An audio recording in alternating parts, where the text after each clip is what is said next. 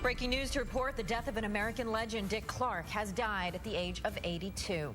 Good afternoon. This is the KTLA 5 News at 1. I'm Leila Feinstein. And I'm Glenn Walker. Dick Clark has a broadcasting career that stretches back decades. Our own Jessica Holmes is here now with the details of his legacy and his sudden death this morning. Jessica. Guys, it really is a shock to hear this news at 82 years old. And I know we use the term legend quite a bit here in this town, but truly Dick Clark, a Hollywood legend, a broadcasting legend. A little bit about Dick Clark, born on November 30th, 1929 in Mount Vernon, New York. And I love this term that everybody, endearingly called him the world's oldest teenager, because he always had such a youthful optimism. Of course, married to Carrie Clark since July 1977, so they've been married quite a long time. He began his career in 1945 in the mailroom of WRUN in Utica, New York, and he worked his way up to weatherman and then to newscaster at one point. And of course, we all know him from American Bandstand, became a cornerstone for ABC, and ran for many years from the 60s all the way to 1987, becoming one of the longest running programs in television history. 3 children that are still living, and of course his wife. And always will associate New Year's Eve, of course, with Dick Clark.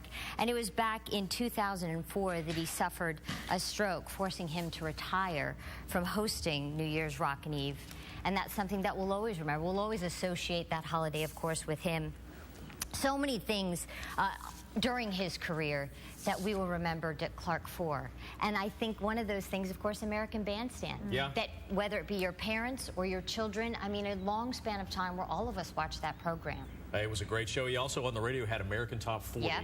And I mean, that was a big deal on the radio on the weekends, because every week you'd find out what the #1 song was. Yeah. And a lot of times it would be, the same song for like 3 or 4 months in a row. But American Top 40, American Bandstand, New Year's Rockin' Eve. I mean, man, he did it all. And a nice guy. And even after suffering that stroke back in 2004, and it kind of forced him to retire from that hosting gig every New Year's Eve, he still showed up. He still made that appearance, that cameo, because it meant so much to him to be a part of that, which we know Ryan Seacrest does now. And they've worked closely for years. He kind of passed that torch over to Ryan Seacrest. That's right. When he picked Ryan Seacrest to somewhat replace him, a lot of people were saying, wow, he really is passing the torch. And to Ryan Seacrest, what a great honor. And it also shows Dick Clark, he started in the mailroom of a radio station back in the 40s, and look at where he went. It really just proved that, you can do anything if you work hard enough. Well, you called him America's oldest teenager, which, back, in the 70s and the 80s, I mean, this guy was middle-aged, and he did look so young. And even you look at this interview,